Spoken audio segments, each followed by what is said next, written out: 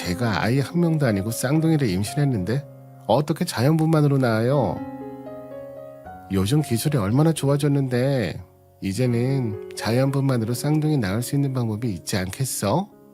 근데 올케 산후조리원 3주나 있다고 했다며 뭘 그렇게 오래 있어? 형님 말대로요. 제가 나이가 있어 그런지 애 낳고 나니 몸이 말이 아니라서요. 쉬는 거 푹 쉬려고요. 그리고 남편이 산후조리원에서라도 편하게 쉬라고 하더라고요. 신우이가 산후조리원을 뭘 그렇게 오랫동안 있냐고 하길래 나이 많으니까 푹 쉬어야 되지 않겠냐고 얘기했더니 시어머니가 딴지를 걸기 시작했어요. 3주면 돈도 만만치 않을 텐데 솔직히 너무 돈 낭비하는 거 아니냐? 어떤 곳은 1,000만 원 하는 것도 있다며 애 나와서 이제 들어갈 때도 많은데 아껴 써야지. 산후조리원 같은 곳에 돈 쓰지 말고 그냥 우리 집으로 들어오든지 해라. 내가 해줄 테니까. 그러면 되겠네. 엄마가 해주고 산후조리원에서 주는 돈 반 정도를 우리 엄마한테 주면 되는 거잖아. 솔직히 산후조리원 비싸죠. 끼키야 2, 3주 정도 있는데 정말 600에서 700만 원씩 나가니까요. 그래서 저도 처음에는 산후조리원을 1, 2주만 하고 집에 사람을 불러서 산후조리를 하려고 생각했어요. 쌍둥이다 보니 어차피 저 혼자 케어하기가 힘들었거든요. 근데 친정에서 산후조리원이 있을 때 푹 쉬어야 된다고 하면서 산후조리원에 들어가는 비용을 다 지원해줬어요. 그래서 저희가 드린 돈이 없었거든요. 원래는 이런 말까지는 안 하려고 했는데 계속 돈 타령을 하는 소리를 듣기 싫어서 시어머니한테 한마디 해버렸죠. 저 산후조리원은요, 저희 친정에서 대주신다고 해서요. 저희 남편 돈 하나도 안 들어가요. 애 낳은 지 얼마 안 된 저한테 와서는 시비를 거는 시어머니와 시누이한테 짜증이 나서 그런지 저도 말이 곱게 안 나가고 똑같이 비아냥거리게 됐어요. 그리고 우리 친정에서 다 내줬다고 하니 돈 낭비라고 했던 말이 쏙 들어갔죠. 이렇게 시누이랑 시어머니는 저의 심기를 건드렸지만 시아버지가 많이 챙겨주셨어요. 달콤한 산후조리원에서 마지막 밤을 보내고 왔을 때 시아버지가 제 통장으로 500만 원을 보내주셨어요. 그래서 놀란 마음에 시아버지께 전화를 드렸죠. 아니 아버님, 이게 무슨 돈이에요? 왜 이렇게 많이 보내주셨어요? 애 낳고 원래 잘 챙겨 먹어야 된다고 하더라. 우리 며느리는 뱃속에 애가 둘이나 있었으니 얼마나 힘들었겠어. 내가 준 돈으로 소고기도 팍팍 사 먹고 이제 산후조리원에서 나간다며? 너무 감사드려요. 이렇게 안 챙겨주셔도 되는데 저 내일 나가요. 이제는 혼자서 둘 잘 키워봐야죠. 애들을 어떻게 혼자서 키워? 요즘에는 육아 도우미 그런 것도 있다고 하던데 그건 얼마 정도 되나? 우리 손녀들이니까 내가 도와주고 싶은데 매달 2, 300만 원이면 되려나? 내가 그 정도로 보낼 테니까 사람도 쓰면서 해라. 아버님이 안 보내주셔도 돼요. 요즘에는 나라에서 지원을 많이 해주거든요. 저 같은 경우는 쌍둥이라 더 많이 지원받을 수 있어요. 그럼 내가 보내주는 돈으로 사람 둘 쓰면 되지. 내가 해줄 수 있는 건 해주고 싶어서 그래. 산후조리원에 나가기 전에 혼자서는 못 볼 것 같아서 낮 시간에 도와줄 수 있는 사람을 구했거든요. 근데 시아버지가 금전적으로 도움을 주시니 부담이 확 줄어들긴 하더라고요. 시아버지는 시어머니와 부부인가 싶을 정도로 다르게 저를 대해주셨어요. 시아버지가 이렇게 저를 챙겨주니 시어머니나 시누이가 짜증나게 해도 그냥 넘기려고 했는데 가끔은 욱할 때가 있었어요. 그래서 저희 친정엄마한테 어떻게 하는 게 좋을지 물어본 적이 있는데 그때 저희 엄마가 해주신 말을 들으니 어떤 부분은 이해가 되더라고요. 엄마가 생각해봤는데 너는 결혼도 잘하고 애도 둘이나 낳았는데 니네 신우는 뭐 하나 한 게 없잖아. 결혼도 엎어졌고 그래서 너한테 더 그러나 봐. 그래도 그렇지 너무하잖아. 본인이 못한 걸 나보러 어쩌라는 거야. 그것도 나 때문에 결혼 엎어졌다고 생각하는 거 알아? 원래 자격지심 있는 사람들이 남 탓하고 그러잖아. 그냥 불쌍하다 생각하고 넘겨줘. 너희 시어머니도 본인 딸이랑 너랑 비교가 되니까 더 그런 것 같아. 친정엄마의 말을 들으니 어느 정도 이해는 되더라고요. 그래서 시누이나 시어머니가 제 신경을 건드려도 불쌍한 사람들이다 생각하며 넘기려고 했는데, 그래서 그런가 정도가 점점 심해지더라고요. 원래는 시누이만 저를 톡톡 건드렸는데 언젠가부터 시어머니가 매일같이 문자로 잔소리를 하기 시작했어요. 하루는 저한테 유튜브 링크를 잔뜩 보내주시고는 보라고 하시더라고요. 내가 보니까 아무래도 너는 처대고 그래서 잘 모를 것 같아서 내 유튜브에서 보고 괜찮은 거 보냈으니까 그거 한번 참고해라. 어머니, 이런 거 안 보내주셔도 돼요. 저도 나름 다 찾아가면서 애 키우고 있어요. 그래도 이제 막 애 키우는 너랑 나랑 같겠어? 내가 하는 말 그냥 넘기지 말고 잘 새겨들어. 그리고 얼른 둘째 가져라. 네? 무슨 둘째를 가져요? 저희 애들 아직 100일도 안 됐는데. 그러니까 애초에 아들 쌍둥이를 낳거나 아들 하나 딸 하나 낳았으면 좀 좋아. 딸을 둘이나 낳았잖아. 그러니까 아들 어서 가져야지. 제가 딸만 둘을 낳았거든요. 그래서 그런가 시어머니가 계속 아들을 낳으라고 하셨어요. 하루는 대가 끊긴다는 식으로 말씀을 하셨는데, 시아버지가 저한테 하셨던 말씀은 요즘 같은 세상에 하나만 낳아도 애국인데 너는 둘을 낳았으니까 충분하다고 했었거든요. 근데 시어머니가 애 끊긴다고 아들을 가지라고 하니 어이가 없었죠. 그리고 제가 아이 낳은 지 몇 년이 된 것도 아니고 100일도 안 된 애들을 키우고 있었거든요. 그래서 그냥 무시했죠. 제가 아무 반응하지 않아서 그런가 그 뒤로는 별말 없더라고요. 그렇게 저희 쌍둥이 100일 잔치를 준비하고 있는 전날, 시누이가 우리 집에 와서는 노란 서류 봉투를 건네줬어요. 예전에 제가 처음 시아버지한테 인사드릴 때랑 비슷한 봉투였어요. 그래서 뭐가 싶은 마음에 열어봤죠. 그 안에는 며느리가 해야 될 일이라고 하면서 순번을 매겨 작성되어 있더라고요. 대표적으로 기억나는 게 주말마다 시대고기, 그리고 1년에 한 번 가족여행 가기, 이에 대한 경비는 우리가 대기 등 요구사항이 적힌 종이들이 있었어요. 제가 그 종이를 둘러보고 있는데 시누이가 저를 뻔히 쳐다보더니 한마디 하더라고요. 예전에 우리 아빠한테 올케가 편지 드렸던 거 기억나? 그래서 나도 한번 준비해봤어. 우리 아빠처럼 100번을 읽을 건 아니더라도 하나하나 꼼꼼히 살펴봐. 이제 아이도 낳았으니까 우리 집안 스타일에 맞춰야지.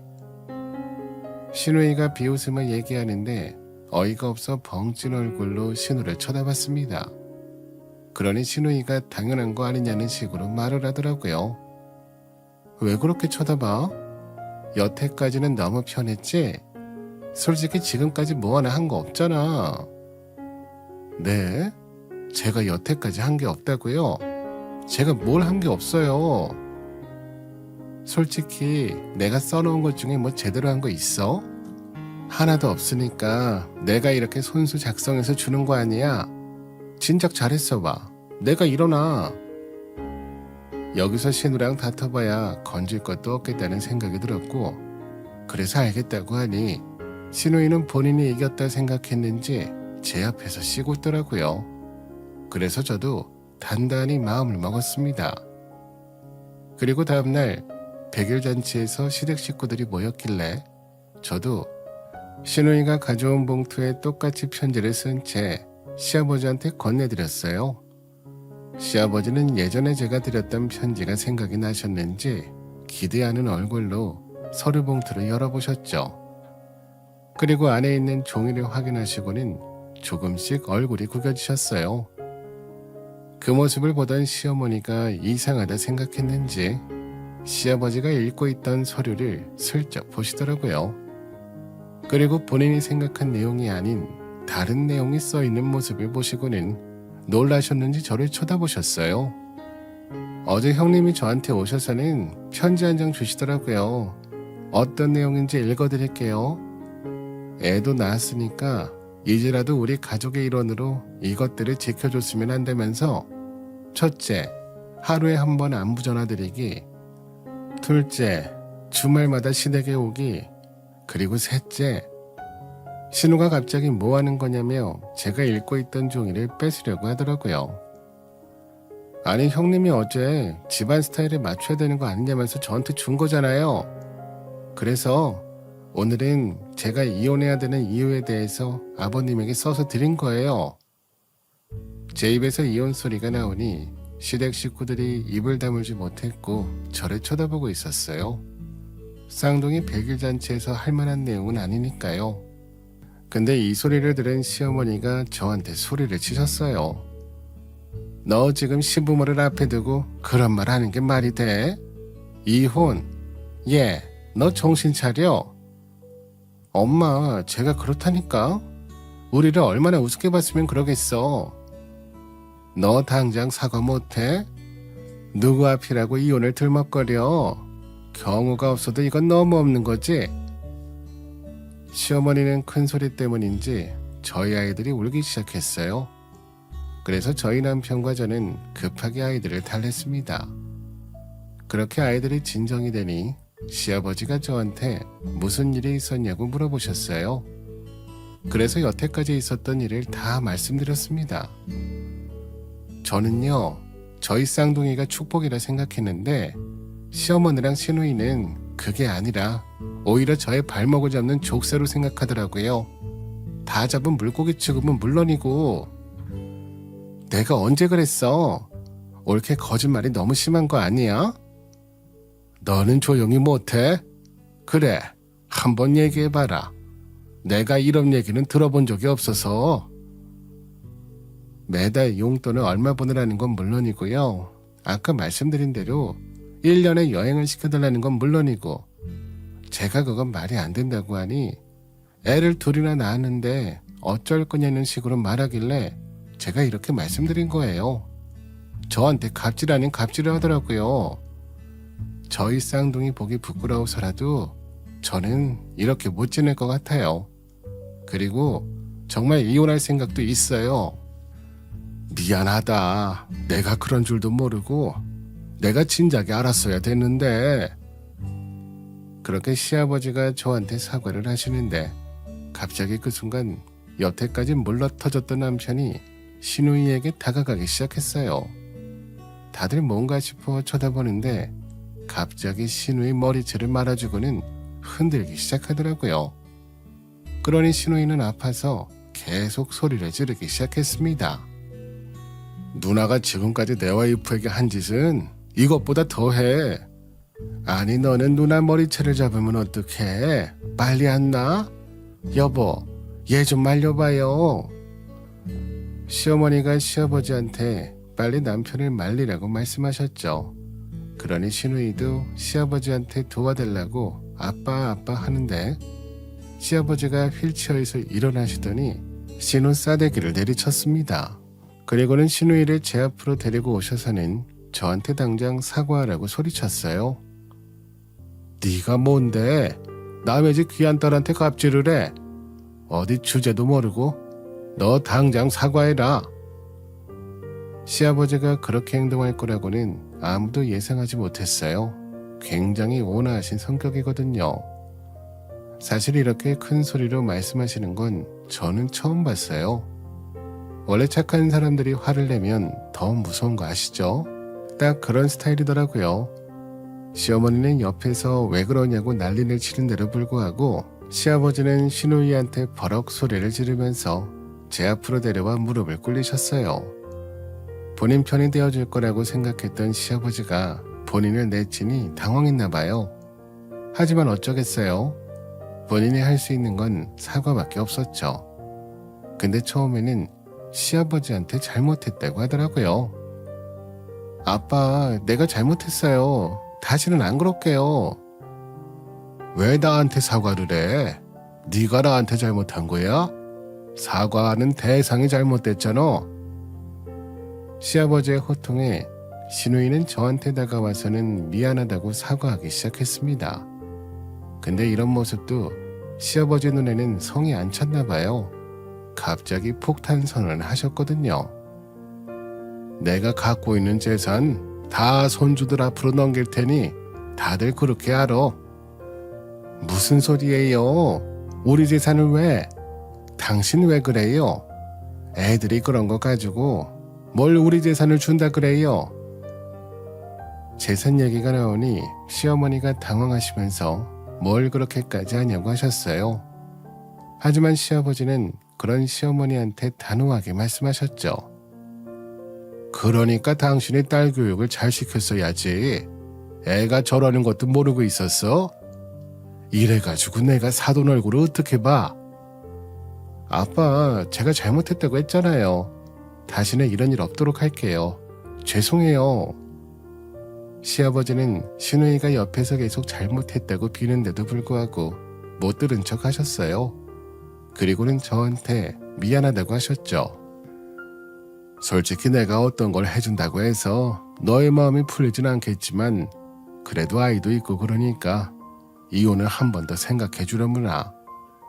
나야 교육자로 은퇴를 해서 연금으로도 생활할 수 있으니까 내가 너무 미안하다.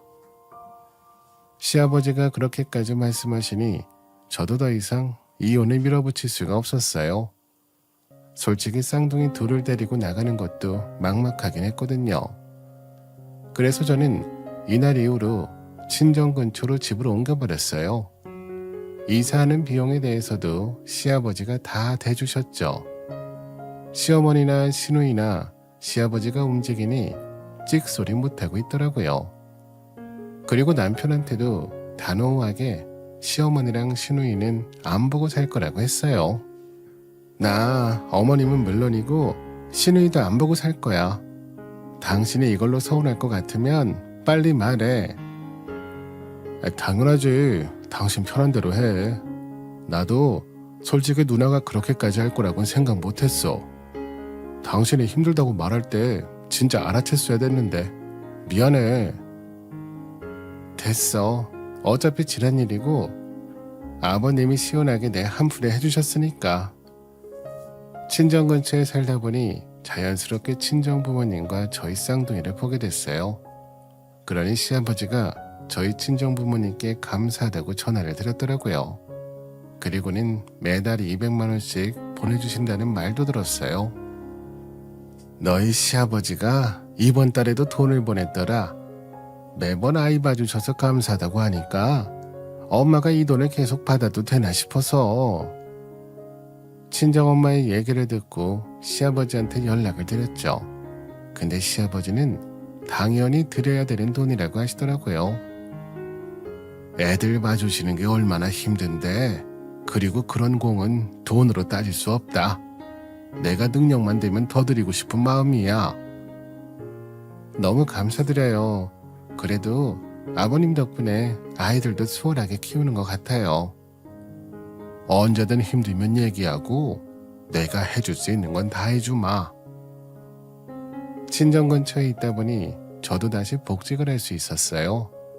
근데 아무래도 계속 회사에 나가는 건 어려울 것 같더라고요. 그래서 회사에 얘기해서 재택근무로 바꿨어요. 대신 월급의 30%를 줄이기로 했죠. 출퇴근도 일주일에 한 번 정도 하는 걸로 계약서를 다시 작성했어요. 아무래도 시아버지가 저희 아이들 앞으로 재산을 많이 남겨주셔서 제가 이런 결정을 할 수도 있었겠죠. 솔직히 애들 키우는 게 한두 푼 되는 게 아니잖아요. 시누이는 시댁에서 눈칫밥 먹으면서 지내다가 결국 회사 근처 원룸에서 지내게 되었다고 하더라고요. 회사에 계약서 쓰러 갔다가 동료분들한테 들었어요. 저랑 그런 일이 있고 나서인지는 모르겠지만 사람 기운이 많이 빠졌다고 하더라고요. 본인 마음대로 저를 휘두를 거라 생각했는데 마음대로 안 되기도 하고 오히려 제 머리 꼭대기로 오르려다가 나락으로 떨어졌잖아요. 그래서 그런가 더 조심히 생활하는 것 같더라고요. 이렇게 저는 시누이와 시어머니와는 왕래도 없이 편하게 생활하고 있어요. 시아버지나 남편이나 든든한 제백이 되어주셔서 이렇게 살 수 있는 것 같아요. 만약 시아버지나 남편이나 둘 중에 한 명이라도 별로였다면 저는 결국 이혼을 했겠죠. 다들 저의 긴 이야기 들어주셔서 감사드린다는 말씀을 마지막으로 이제 사연을 마무리하려고요. 감사합니다.